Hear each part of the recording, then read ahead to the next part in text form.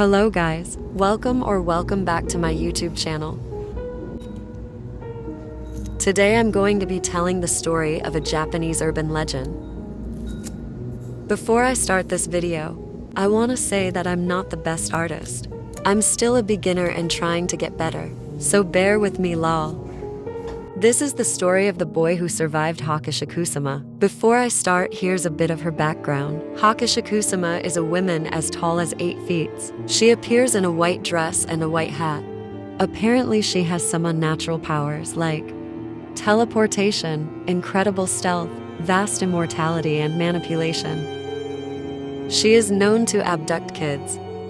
She tends to abduct kids because she can't bother with adult prey. Or some say, because children are dependent on their parents.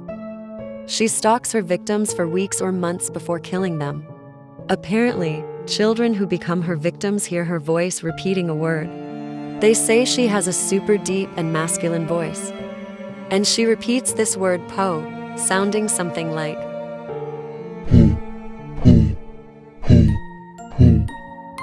People don't know her origin though. She is usually found in abandoned places or forests. And now I will be telling the story about the boy who survived her. My grandparents lived in Japan. Every summer my parents would take me there on holiday to visit them. They lived in a small village and they had a big backyard. I loved to play there. Grandparents always welcomed me with open arms. I was their only grandchild, which they spoiled a lot. The last time I saw them was the summer when I was 8 years old. As usual, my parents booked a flight to Japan, and we drove from the airport to my grandparents' house. They were delighted to see me and had a lot of little presents to give me. My parents wanted to have some time by themselves, so after a few days, they took a trip to another part of Japan, leaving me in the care of my grandma and grandpa. One day, I was playing out in the backyard by myself. It was a hot summer's day and I lay down on the grass to rest. I stared up at the clouds and enjoyed the feeling of the soft rays of the sun. Just as I was about to get up, I heard a strange sound.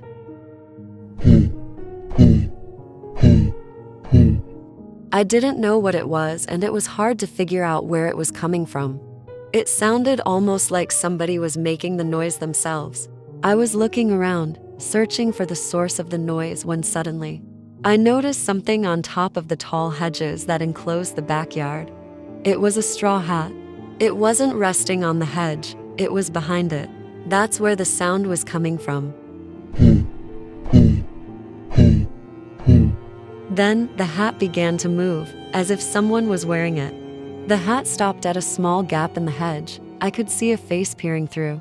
It was a woman. She was so tall. She had a long, creepy smile on her face and dead eyes. She stared at me for a few seconds and then walked off. The voice repeating po also faded away. I froze on my spot, unable to process everything. As I snapped back into reality, I ran into the house. I was crying as I explained to my grandparents what I saw.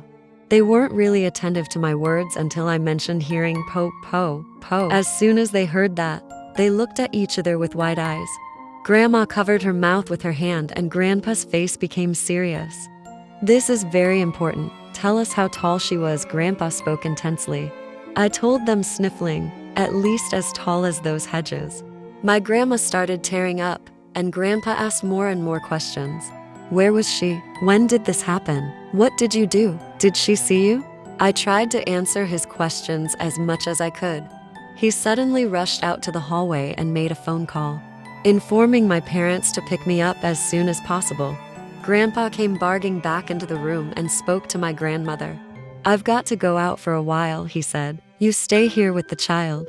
And do not take your eyes off of him, he said with a serious tone. What's going on, Grandpa? I cried. He looked at me with a sad expression in his eyes and said, You've been liked by hachishakusama. With that, he hurried out, got into his truck, and drove off. I turned to my grandmother and cautiously asked, Who's hachishakusama? Don't worry, she replied in a shaking voice. Grandpa will do something, okay?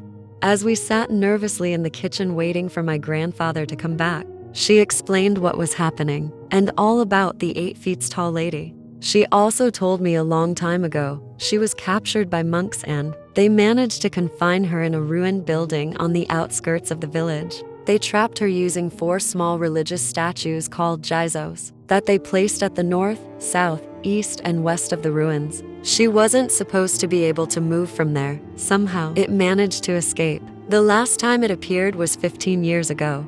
Anyone who saw hachishakusama was destined to die within a few days. After she said this, Grandpa rushed in with an old woman. She introduced herself as Kei-san and handed me a small crumpled piece of parchment, saying, "Here, take this and hold it."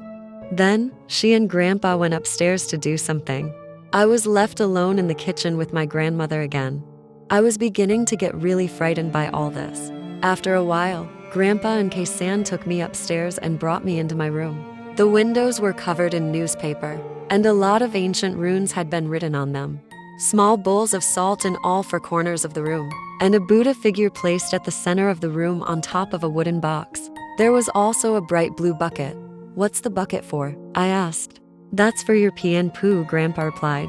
Kei-san sat me down on the bed and said, "Soon, the sun will be setting. So listen carefully. You must stay in this room until tomorrow morning. You must not come out under any circumstances until 7 o'clock tomorrow morning. Your grandmother and your grandfather will not speak to you or call you until then. Remember, do not leave the room for any reason until then. I will let your parents know what is going on." She spoke in such a grave tone.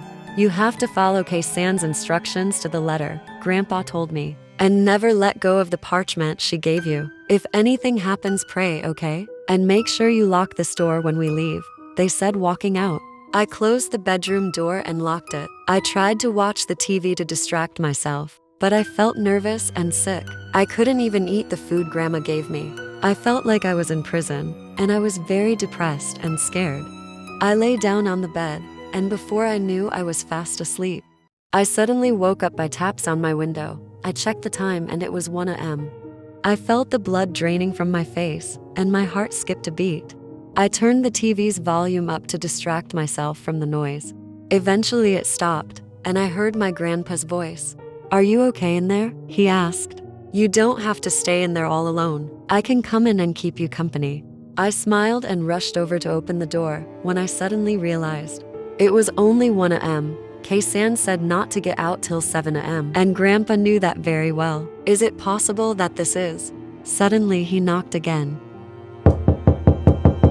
"What's taking so long, sweetie? Open," he said. His voice was different. It sounded arrogant and kind of dead. I backed away and hugged the Buddha statue. "Please, please make her go away." The knocking and po-po sound got louder and repetitive.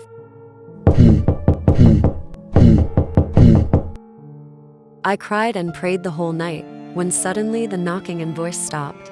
I looked over and checked the time. It was 7 a.m. I waited a few minutes and then rushed out and saw my grandparents standing there. I went over and hugged them, crying, and Grandma told me, "Your parents are here, sweetie, go away from here as soon as possible. And do not ever return," Grandpa said before they both hugged me one last time. I went in the car with my parents and Kei-san. "Remember, you can see her and we can't, so keep your eyes closed," said Kei-san.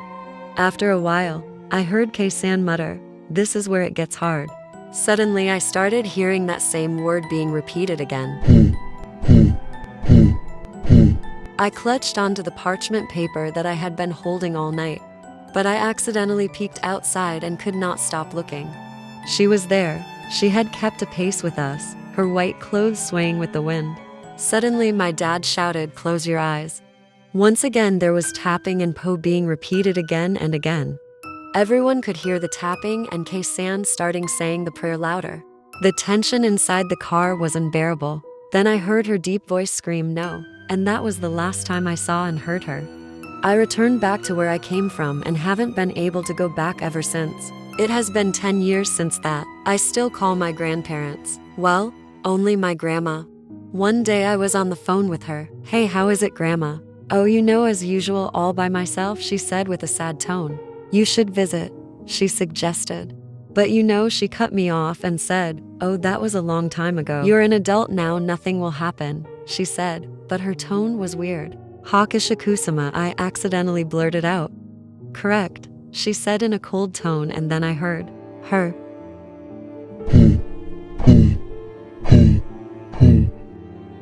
Thank you so much guys for watching my video. Please like, share, and subscribe if I should make more content on urban legends or just horror stories in general. Bye bye.